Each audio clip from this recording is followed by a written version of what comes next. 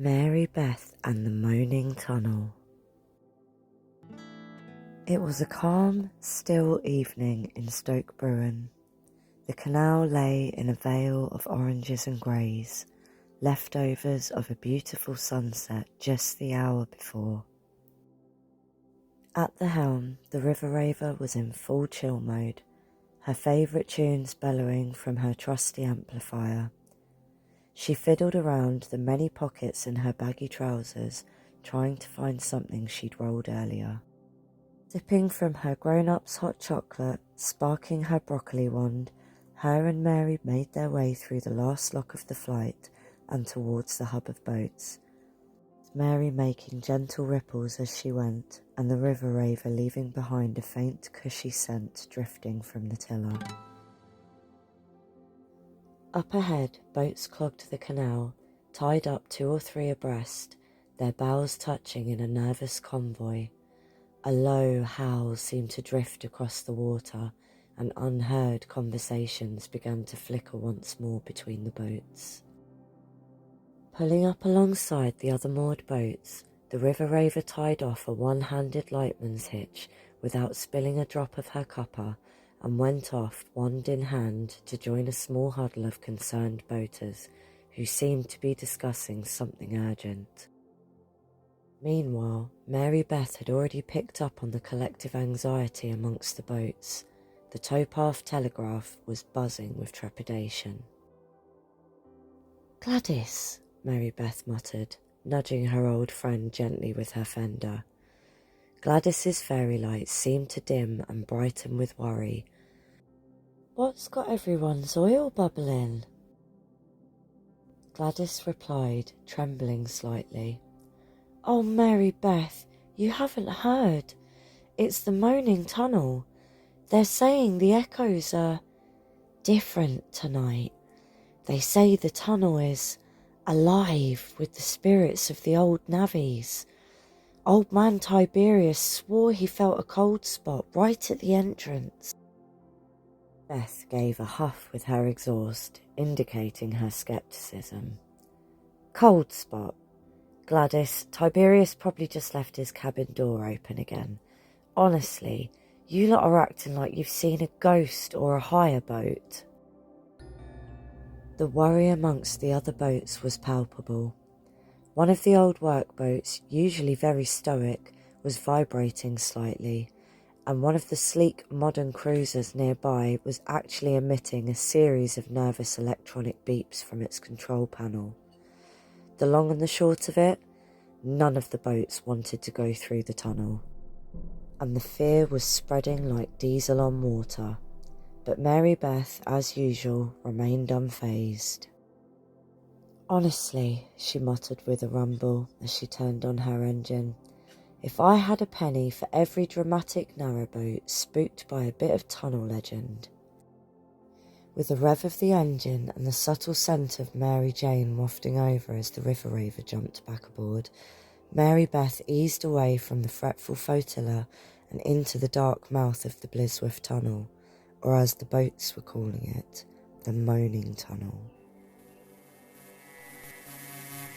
At the mouth of the tunnel it was damp, dark, and echoed with forgotten history.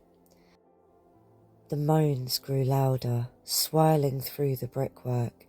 Eerie howls seemed to bounce off the unseen ceiling, and then a whimper and an incoherent moan. Mary Beth switched to a quiet chug.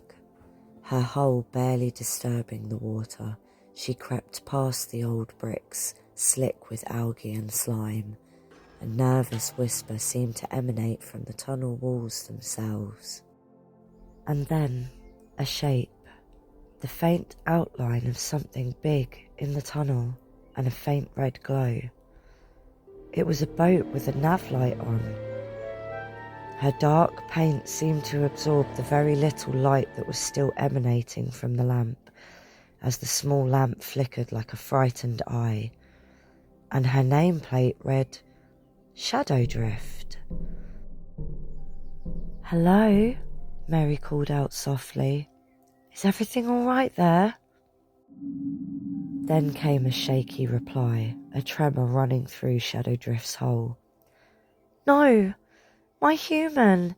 He's in the water. He's fallen in, she sobbed frantically. Mary Beth peered closer, and sure enough, a figure came into view, bobbing behind the wailing boat, one arm holding weakly to his boat and the other clutched protectively to his side.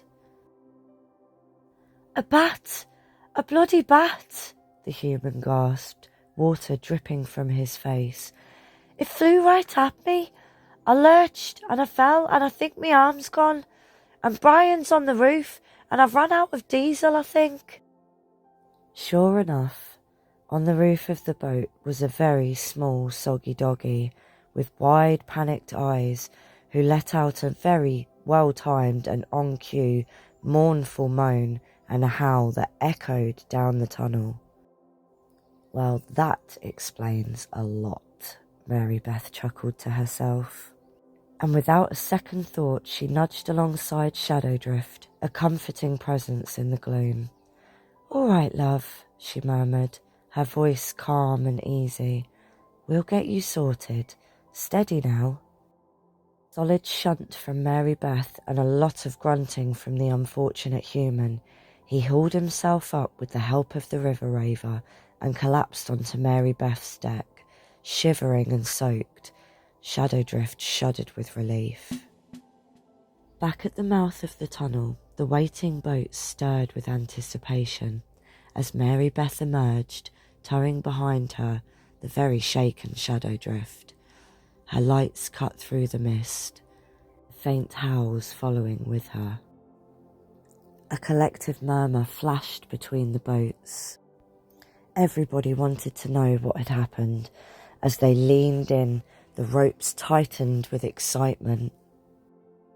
The human, sat wrapped in a colourful blanket on the back of Mary Beth, came into view, along with Brian, who was gratefully licking his face.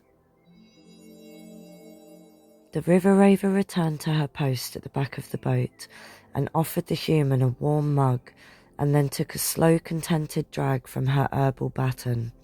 She reached into one of her many pockets, produced another one. Here you go, mate, she said with a wink, passing it to him. Here's a little blue Peter for you. The human chuckled and smiled.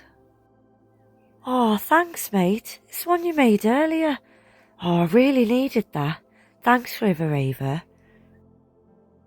As the human warmed, he took a sip from his mug and an even more enthusiastic toke from his doobskin, a relieved sigh escaping from his lips. Your boat's a bloody lifesaver, mate, he mumbled to the river raver, a genuine smile spreading across his face. The river raver nodded. Yeah, she does her thing. Behind them, the other boats exchanged hushed commentary. Bloody Mary, sighed Gladys, admiringly, her fairy lights glowing steadily now. And that night, under a hazy moon that struggled to pierce the lingering mist, and the comforting scent of the incense and a little something extra from the river raver's cabin, Mary Beth moored up and dozed, her glitter catching the faint moonlight.